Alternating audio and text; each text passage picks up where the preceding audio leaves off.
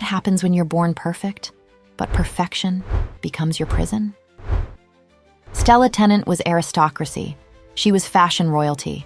She was everything the world told her to be, until she wasn't. Karl Lagerfeld called her the Coco Chanel of the 90s.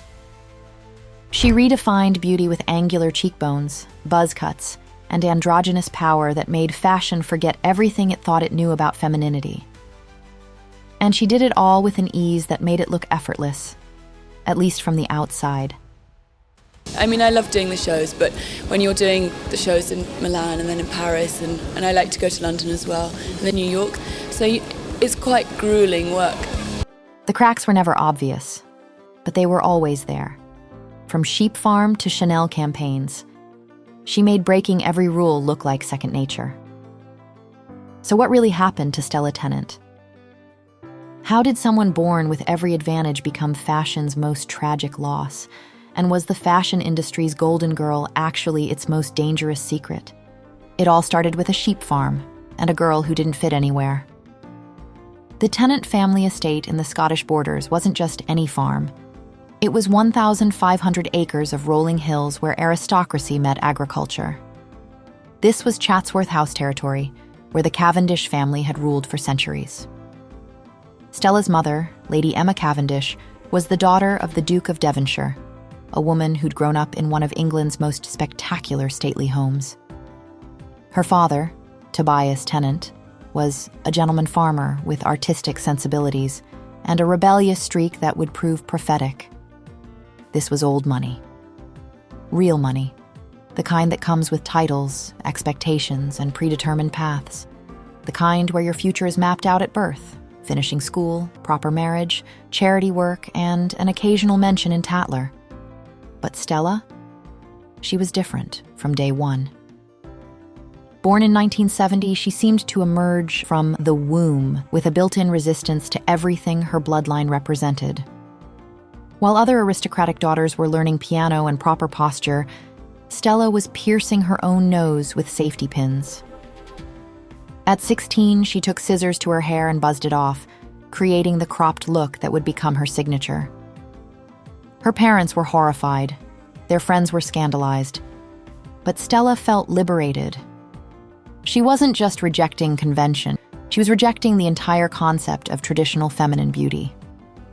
This was a girl who'd grown up surrounded by portraits of perfectly coiffed ancestors who'd been taken to gallery openings and society events since she could walk.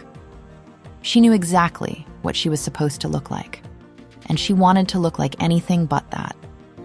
The family hoped it was teenage rebellion, a phase that would pass once she went to university. But when Stella enrolled at Winchester School of Art to study sculpture, she doubled down. She pierced her eyebrow. She wore vintage men's clothing. She looked like she'd wandered out of a punk club and into a lecture hall. She wasn't trying to be a model. In fact, she wasn't even trying to be pretty by conventional standards. Stella was studying sculpture at Winchester, her head buried in clay and conceptual art. I've grown up with art around me. I was very interested in art as a teenager and went to art school and studied sculpture at Winchester. Art inspires me to see things in a different way. She had plans that involved galleries, not glossy magazines. She talked about opening her own studio, about creating art that challenged people's perceptions. The last thing on her mind was standing in front of a camera. But the art world was watching, and so was the fashion world. Because something was shifting. The supermodel era was reaching its peak, but cracks were starting to show. Editors were getting tired of the same faces, the same bodies, the same predictable beauty. They were hungry for something different, something real. Then came 1993, and everything changed. Stephen Meisel, the photographer who could make or break careers with a single click, was shooting for British Vogue.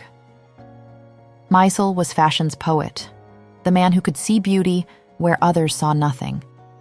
He didn't just shoot pretty faces. He made them unforgettable. He turned Naomi Campbell into fire. He helped make Linda Evangelista a legend. You didn't say no to Meisel. Nobody did. The concept was Anglo-Saxon attitudes, a high fashion spread celebrating British beauty. But Meisel wasn't looking for typical beauty. He was hunting for something raw, something that would make people stop scrolling and start staring. He wanted faces that told stories, not faces that sold fantasies.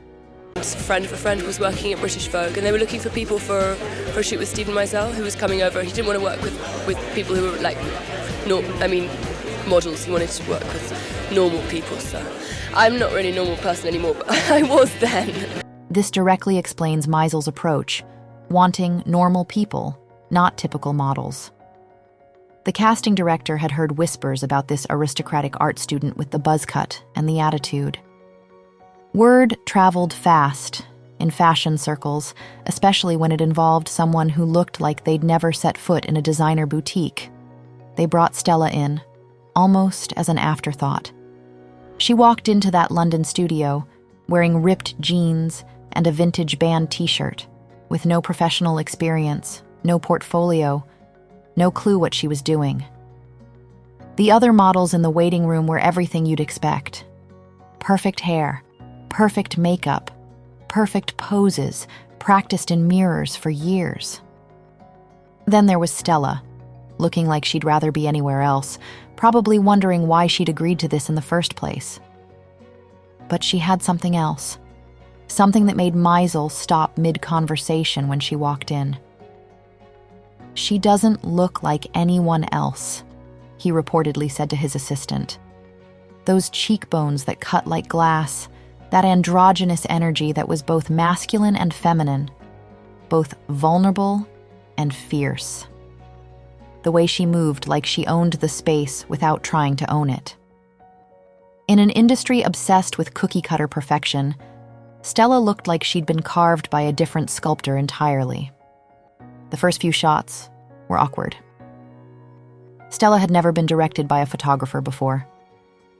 She didn't know how to find the light or how to work her angles. But Meisel saw something in that awkwardness, an authenticity that couldn't be taught or faked.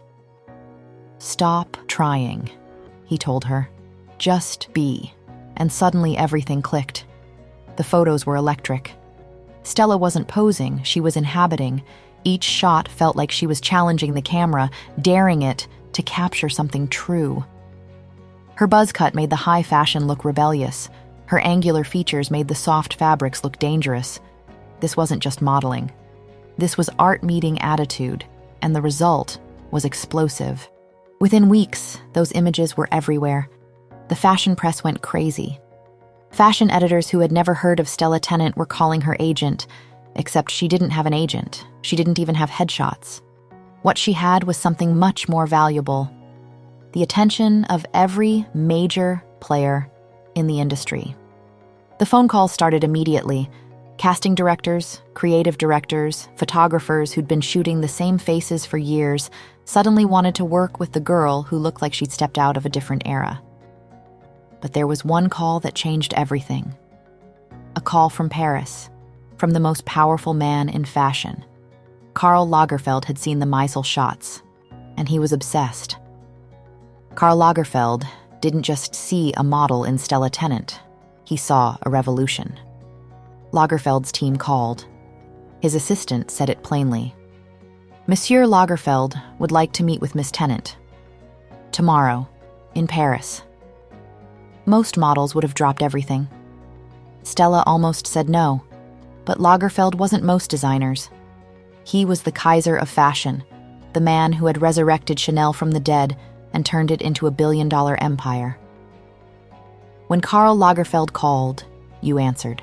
I don't feel too much pressure. It feels good. Were you surprised? Yeah, you don't expect things like this to come your way. So I was definitely surprised, but thrilled at the same time. The meeting was at the Chanel atelier on Rue Cambon. Lagerfeld, in his signature high collar and dark glasses, studied Stella carefully. Not like a model, but like a solution. He didn't need to say much. It was clear. He'd found exactly what he was looking for. She wasn't just a face for the brand. She was the future of it. Lagerfeld had been searching for someone who embodied Chanel's revolutionary spirit. Coco Chanel had liberated women from corsets, given them pants, made elegance effortless.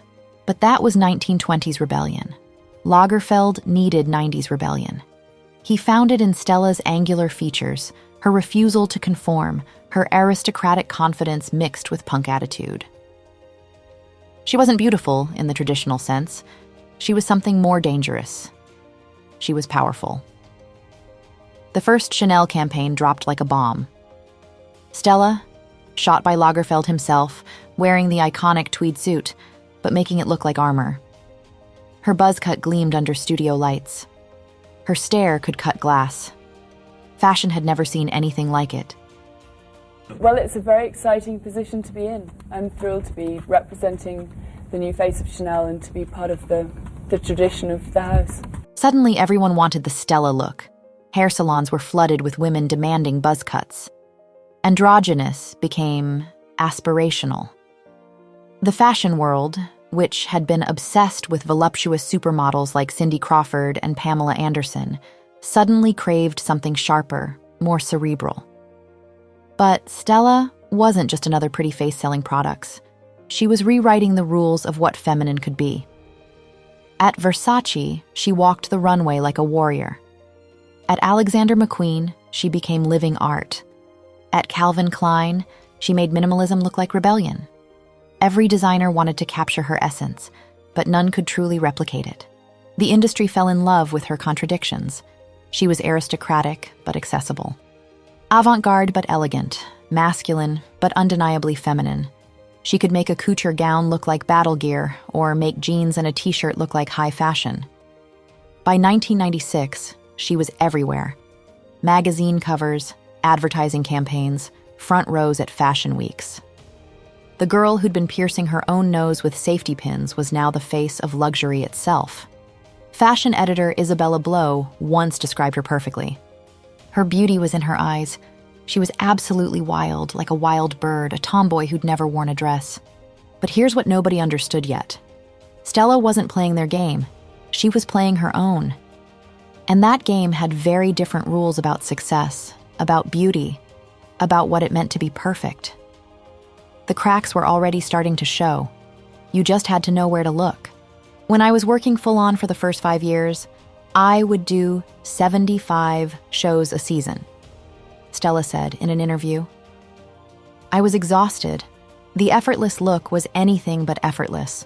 Behind every "I woke up like this" photograph was a team of people working to make Stella look like she hadn't tried. The irony wasn't lost on her. She'd become famous for being natural, but now being natural required a full production crew. By the late 90s, Stella was trapped in her own success. Stella herself admitted, "I didn't really know if I wanted to open the door and see what was inside. I thought it was a big, shallow world, and I wasn't really sure if I liked the look of it." The fashion world had put her in a box labeled aristocratic rebel, and every campaign, every shoot, every public appearance had to reinforce that image. But here's what nobody understood. Stella wasn't rebelling anymore. She was performing rebellion. The personal cost was mounting. In 1999, she married David Lasnet, a French photographer she'd met on a shoot. Finally, someone who understood the pressures of the industry. Someone who could see past the image to the person underneath. Stella wanted what her aristocratic upbringing had promised her: a family, stability, a life away from the cameras. She had 4 children in quick succession: Marcel, Cecily, Jasmine, and Iris. For a while, it seemed like she'd found her escape route, but the fashion world doesn't let its icons retire quietly. Even as Stella pulled back from the intensity of her early career, the industry kept pulling her back in. The money was too good, the opportunities too rare. And somewhere along the way, the woman who'd taught the world that different was beautiful began struggling with her own reflection. At the beginning, it's more difficult to recognize yourself, and after a while, you become accustomed to how you change. The truth about fashion that nobody talks about is this: it's an industry built on youth, but it demands that youth last forever. Stella was aging, naturally, gracefully, but visibly. The cheekbones that had made her famous were still there, but they were joined by lines that told the story of a life lived. In any other context, this would be called character. In fashion, it's called expiration. The campaigns kept coming, but they were different now.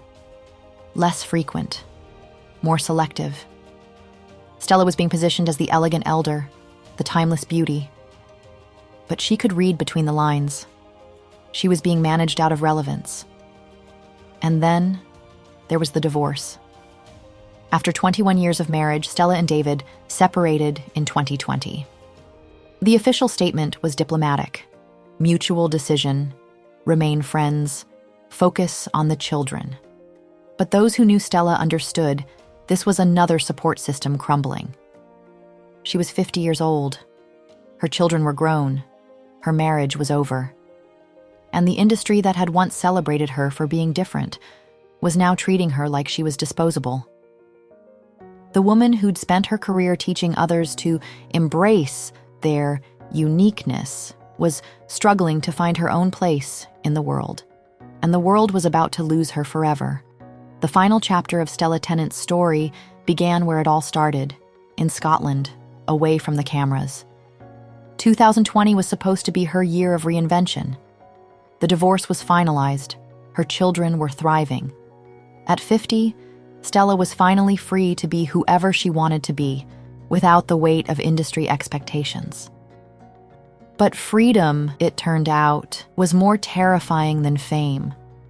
For someone who'd spent 3 decades being told exactly who she was, the aristocratic rebel, the androgynous icon, the effortless beauty, the prospect of self-definition felt overwhelming. Who was Stella Tennant when she wasn't being Stella Tennant? The pandemic had shut down the fashion world, giving Stella the break she'd never asked for but desperately needed. She was back on the Scottish estate, surrounded by the same rolling hills where she'd first buzzed off her hair as a teenager. But this time, there was no rebellion left in her. Just exhaustion. The silence was deafening. For someone who'd lived her life in front of cameras, surrounded by crews and stylists and photographers, the stillness of the countryside felt like sensory deprivation. The woman who'd thrived on creative chaos was now alone with her thoughts. Her family would later say, gently but heartbreakingly, that Stella had been unwell for some time. She felt unable to go on, despite the love of those closest to her. Those who knew her best say she was struggling with questions that had haunted her for years. Who was she without the cameras?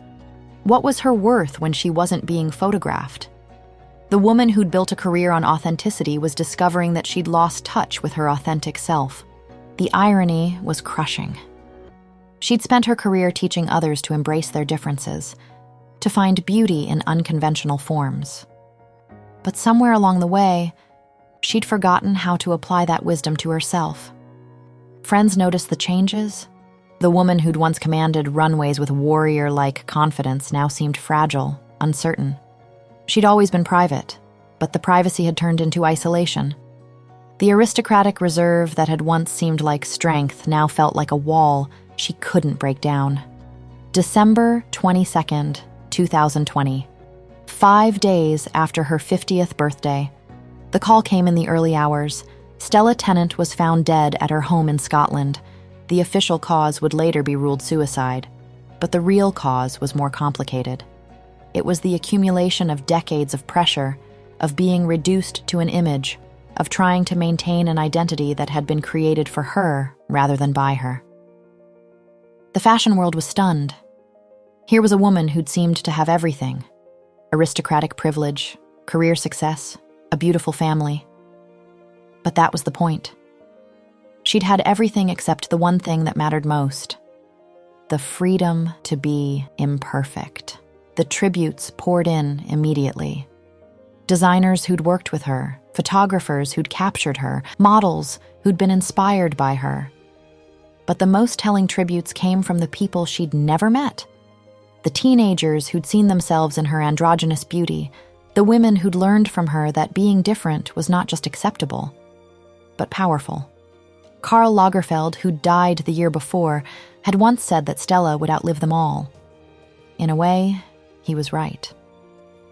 Her influence extended far beyond fashion, into the broader cultural conversation about beauty, authenticity, and the courage to be different. Stella's death forced the fashion industry to confront an uncomfortable truth. The same business that celebrates uniqueness often destroys the people who embody it. The pressure to maintain an image, to be consistently authentic, to never age or change or show weakness. It's a form of slow suffocation.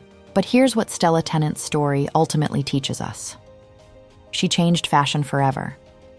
But fashion couldn't change for her. She showed the world that beauty comes in forms we'd never imagined, that strength can look like vulnerability, that the most powerful thing you can be is yourself.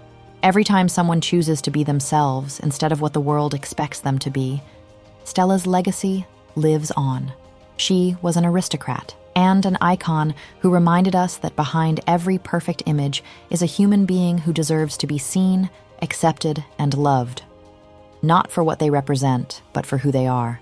The cameras have stopped rolling, but the story Stella Tennant told with her life, about courage, about authenticity, about the price of perfection, that story will never end.